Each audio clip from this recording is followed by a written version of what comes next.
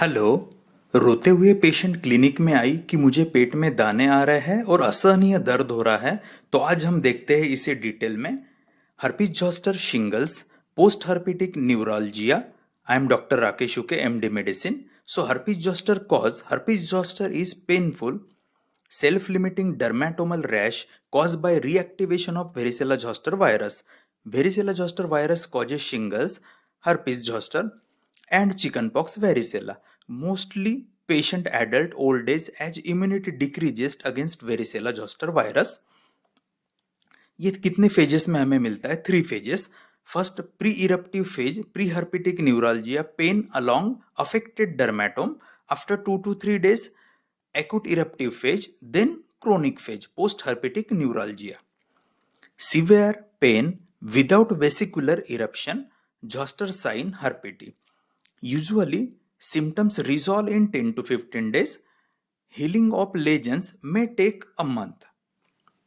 अभी हम देखते हैं हर्पीज जोस्टर के सिम्टम्स क्या क्या हो सकते हैं।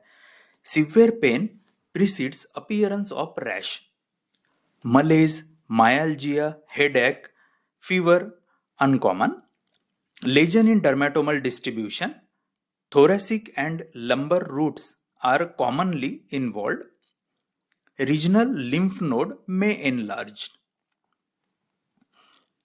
Herpes zoster ophthalmicus, lesion in inner corner of the eye, tip of the nose, root and side of the nose show trigeminal nerve involvement, Hutchinson sign. Herpes zoster oticus or Ramsay Hunt syndrome, facial palsy and lesions of external ear with or without involvement of tympanic membrane. Tinnitus, vertigo or deafness indicates involvement of geniculate ganglion. अभी हम देखेंगे कि herpes zoster की investigation हम कैसे कर सकते हैं। Diagnosis made on clinical ground, PCR from scaping of lesion or direct immunofluorescent antibody staining. Both are more sensitive than a culture. T-Zang smear of vesicular base multinucleated giant cells seen and confirm lesion is herpetic but may not able to differentiate. Leukopenia and transaminase mild elevation may present in VZV vasculopathy. Varicella antibody test in CSF for detection of CNS involvement. अभी हम इसकी जानते हैं complications के बारे में। Herpetic neuralgia 60 to 70% cases, Elsberg syndrome, sacral meningoradiculitis, bacterial super infections of skin, keratitis, geniculate ganglion involvement of cranial nerve 7 and other cranial nerve 5, 8, 9, 10 involvement seen. Herpes zoster ophthalmicus, aseptic meningitis, transverse myelitis, peripheral motor neuropathy, encephalitis, stroke, acute cerebralitis, acute retinal necrosis, temporal arteritis, progressive outer retinal necrosis. In HSV, seronegative VZV is major cause of Bell's palsy. अभी हम देखते हैं कि इसकी treatment हम कैसे कर सकते हैं।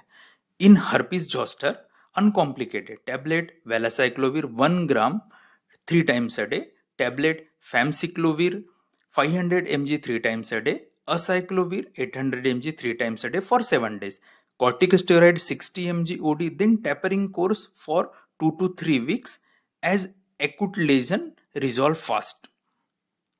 Amenamivir in complications extradermatomal, intravenous acyclovir 500 mg 3 times a day, adjuvant treatment retinal disease foscarnet and topical antiviral soriudin acute herpes zoster. Acyclovir resistance VZV foscarnet can be used. Post-herpetic neuralgia, these occur in 60 to 70% of patient. So treatment हम देखते हैं।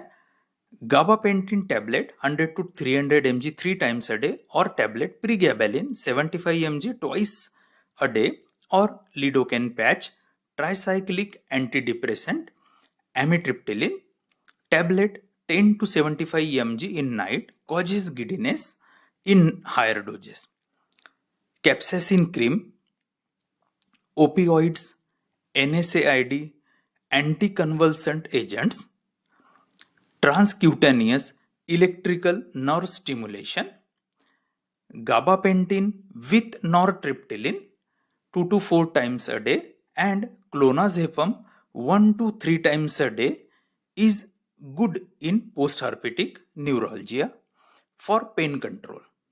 Okay, so जैसे अभी ये lady patient हमारे पास आई रोते हुए कि मुझे पेट में दाने आ रहे हैं और असहनीय दर्द हो रहा है।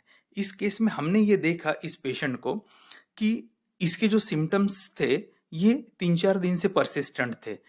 तो इस पेशेंट के अंदर में छोटे छोटे दाने, उसमें फ्लूइड फिल्ड था। जब ये पेशेंट हमारे पास आई तब ये कंप्लेंट कर रही थी कि बहुत ही असहनीय पेन मुझे चालू हो गया है, जो कि नॉर्मल NSAID पैरासिटामोल हो गया उससे ये कवर नहीं हो रहा है और ना ही ये एसिक्लोफिनेक से भी कवर हुआ है।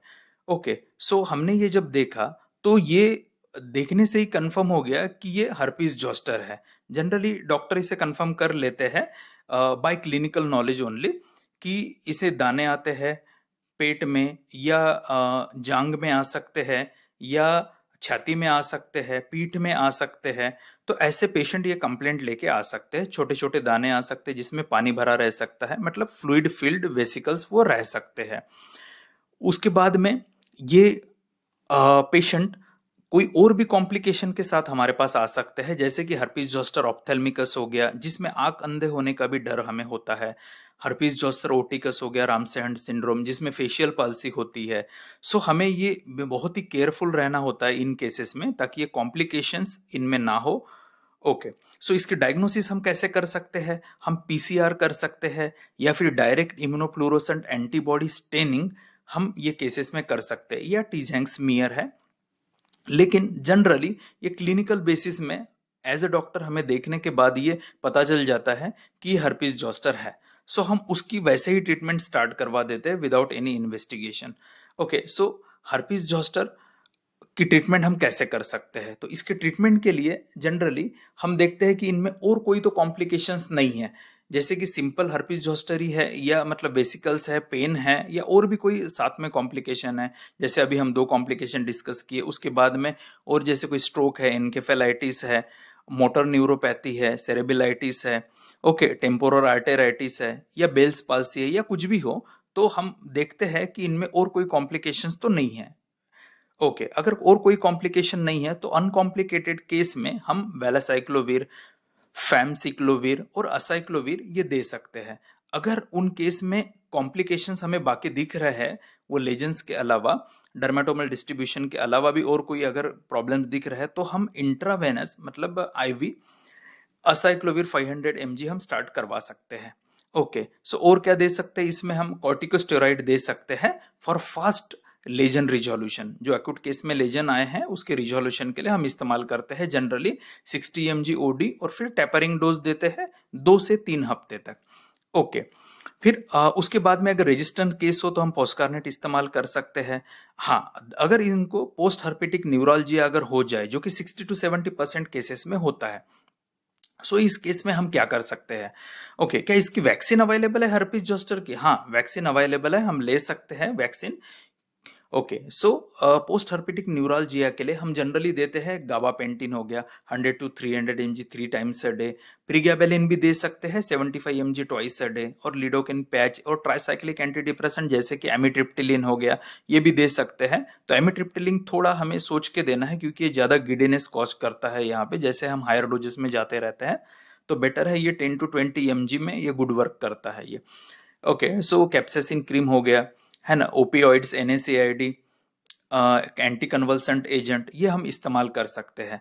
जनरली इस केस को हमने डायग्नोस करने के बाद में इसकी ट्रीटमेंट हमने स्टार्ट किया असाइक्लोविर 800 mg 3 टाइम्स अ डे। उसके बाद में हमने देखा कि ये जो पेन है इसके लिए हमने दिया इसे गाबापेंटिन, नॉरट्रिप्टिलिन, और सिडेशन के लिए उसे दिया हमने क्लोनाजेपम। ये सारे मेडिसिन से ये काफ़ी अच्छी कवर हो गई और कुछ सपोर्टिव केयर रहा। सो इसका पेन लगभग सेकंड डे में इसका रिजॉल्व हो गया पेन, और ये लगभग पूरी रिकवर हो गई 7 डेज में। सो होप ये आपको पूरा समझ में आ गया होगा कि हम कैसे हर्पीज जोस्टर की ट्रीटमेंट कर सकते हैं, उससे क्या कॉम्प्लिकेशन हो सकते हैं, और आगे हम इसके लिए क्या हमें वॉच करना चाहिए? ओके, सो अगर आपका कोई और सवाल हो तो आप नीचे कमेंट्स में लिख सकते हैं, और अगर कोई डिटेल चाहिए आपको तो आप नीचे डिस्क्रिप्शन में देखिए या अबाउट में देखिए। Okay, thank you for watching, and अभी मिलते हैं नेक्स्ट वीडियो में।